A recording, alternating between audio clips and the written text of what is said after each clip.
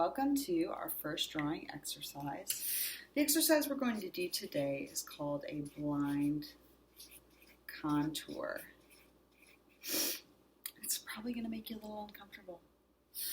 Blind contour is a type of drawing where you are not looking at your paper.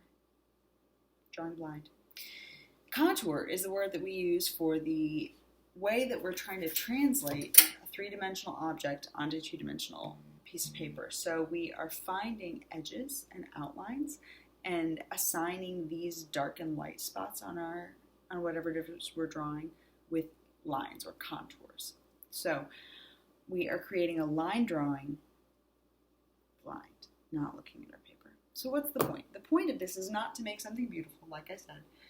The point of this is to become careful viewers of the world, to look closely, very, very closely at what it is that we're drawing, to train our eyes to see and our brain to trust our eyes, and to translate that into our hand to create a line on paper. Okay?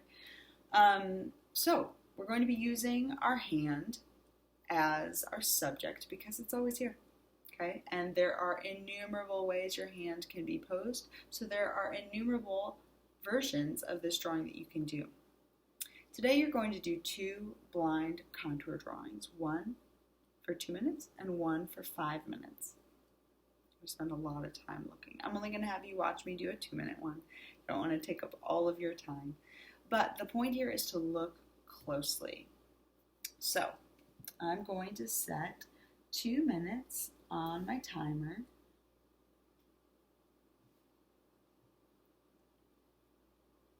And I'm going to set up, I have a marker, I have something to draw on. It doesn't need to be fancy paper. It can be a sketchbook or it can be the back of a worksheet, whatever. I'm going to ask you to use a marker rather than a pencil so that you don't have that impulse to erase, because that's not what we're focusing on right now. And I want for you to set it up so that you're looking at your hand and you're not able to see your paper in your line of vision, because we're not looking. Okay, so here we go. 2 minutes on the clock. Where'd my clock go? Ready, set, draw. And I'm looking very closely at my hand. Now, one of the things you might discover, that I have discovered as a teacher, is that it's difficult for your mind to draw and talk at the same time. I'm pretty skilled at it, but when you're at home and you're drawing, let your brain just focus on drawing rather than trying to talk to somebody else or make comments. You're going to draw better if you're just focusing on drawing. Now, as I get into the palm of my hand, oh man, the closer I look, the more and more and more and more and more and more and more and more lines I see. They're just like keep being another layer of lines. It's hard to believe. So I lost where I started, but I'm going to try to come up here and find my next finger. I'm only moving my marker as fast as I'm moving my eye, as if I'm using my eyes to trace a line that I see on my finger, and then having the pen translate that line. Just so many tiny little wrinkle lines. Who knew my hand had so many lines on it?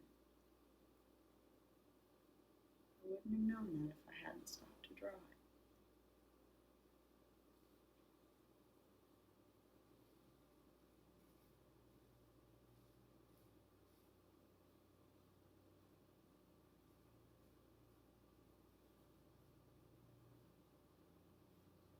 I'm resisting the urge to look at my paper.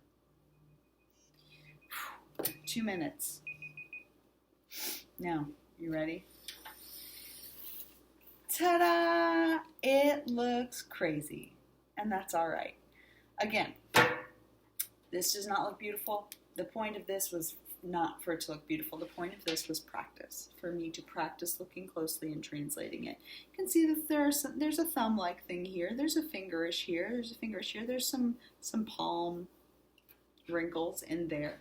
I want you to do another one of these. Do a 2-minute, do a 5-minute, and then send me a picture of one of them. Not to grade for accuracy, but just to see that you did it. Have some grace for yourself. Have some fun. This is practice. Thanks.